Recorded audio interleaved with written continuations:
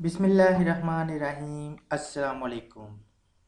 Welcome to research guidelines. आज हम एक और वीडियो लेके आए हैं जिसमें हम डिस्कस करेंगे कि आप जब एक जर्नल में रिसर्च पेपर भेजते हैं तो वो पेपर रिजेक्ट क्यों हो जाता है, उसकी क्या रीज़न्स होती हैं। पॉसिबल रीज़न्स की बात हम करेंगे। इसमें कोई ऑथेंटिक रीज़न्स नहीं है कि ज़रूरी है कि इन्हीं रीज़न्स की वजह से रिजेक्ट होगा। कोई और रीज़न्स भी हो सकती हैं जिसकी वजह से पेपर रिजेक्ट हो सकता है।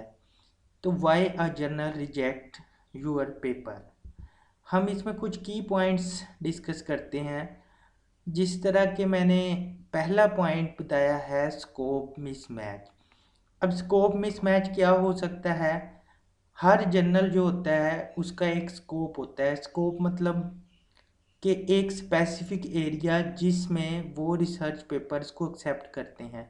एक फील्ड ऑफ रिसर्च, एक स्पेशलाइजेशन होती है हर जर्नल की जिसमें वो रिसर्च को एक्सेप्ट करते हैं। तो जब आप रिसर्च पेपर किसी और स्कोप के जर्नल में भेज देते हैं तो एक रीज़न ये भी हो सकती है कि वो उसको रिजेक्ट करते हैं।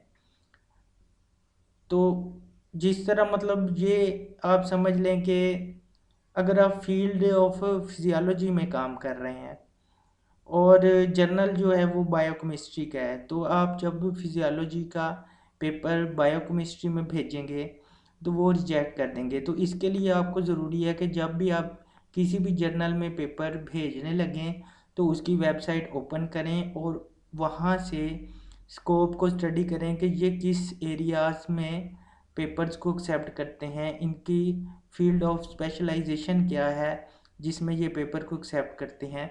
तो जब आप स्कोप से रिलेटेड पेपर भेजेंगे तो उसके चांसेस ज़्यादा होते हैं कि वो पेपर आपका एक्सेप्ट हो जाए।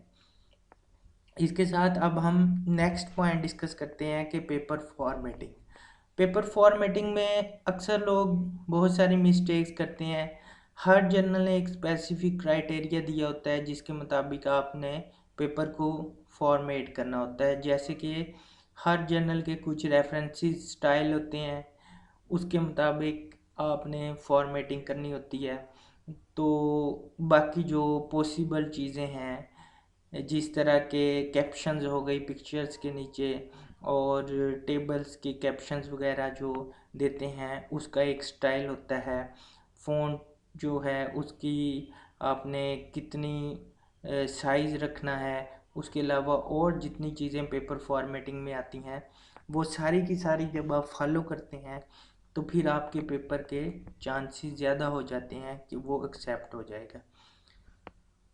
नेक्स्ट पॉइंट है जी समथिंग मिसिंग। मतलब हम कोई ना कोई चीज़ हो सकता है कि पेपर लिखते हुए मिस कर दें। हम हो सकता है कोई प्रोटोकॉल लिखना हमने मिस कर दिया है या कोई और पार्ट।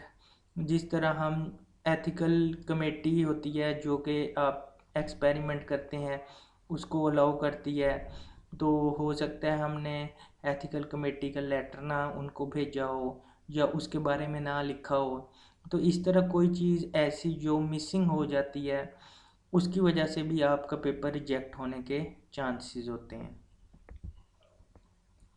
नेक्स्ट पॉइंट है जी आउटडेटेड रिसर्च। आउटडेटेड रिसर्च का मतलब ये होता है कि जी आप ऐसी रिसर्च कर रहे हैं, आपने टॉपिक ऐसा कुछ सिलेक्ट कर लिया है जो कि बहुत पुराना है, जिस पे अब रिसर्च हो तो रही होती है, हर टॉपिक पे हो रही होती है, लेकिन उस पर बहुत ज़्यादा रिसर्च हो चुकी होती है।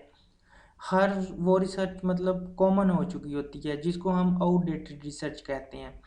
वो एक न्यू जो फील्ड में एक न्यू चीज़ें, न्यू इनपुट्स आ रही होती हैं, न्यू प्रॉब्लम्स आ रहे होते हैं, तो उस पे नहीं काम हुआ हुआ होता, पुराना काम होता है। इस वजह से भी आपके पेपर को रिजेक्ट होने के चांसेस होते हैं। उसके बाद कॉमन जो बात है कि आप जब पेपर लिखते हैं तो उसमें इंग्लिश का काफ़ी ज़्यादा आपको ख्याल रखना पड़ता है। अगर आपकी इंग्लिश पुअर है तो आपका पेपर वो रिजेक्ट कर देते हैं। अगर आपकी इंग्लिश अच्छी है तो फिर आपके पेपर के एक्सेप्टेंस के चांसेस बढ़ जाते हैं।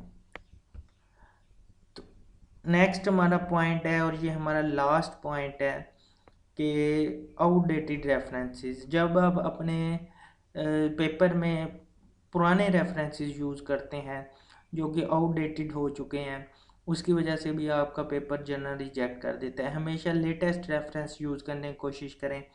जिस तरह के लास्ट 5 ईयर्स के आप अगर रेफरेंसेस यूज़ करते हैं तो उससे आपका पेपर एक्सेप्टेंस के चांसेस बढ़ जाते हैं। तो ये हमारे आज के कुछ पॉइंट्स थे। अगर आप इन पॉइंट्स को फॉलो करने की कोशिश करेंगे तो काफ़ी चांसेस हैं कि आपका जो पेपर है रिजेक्ट नहीं होगा। तो इसके साथ ही मुझे इजाज़त दीजिए। नेक्स्ट आपके लिए इसी तरह की और वीडियोस लेके आते रहेंगे।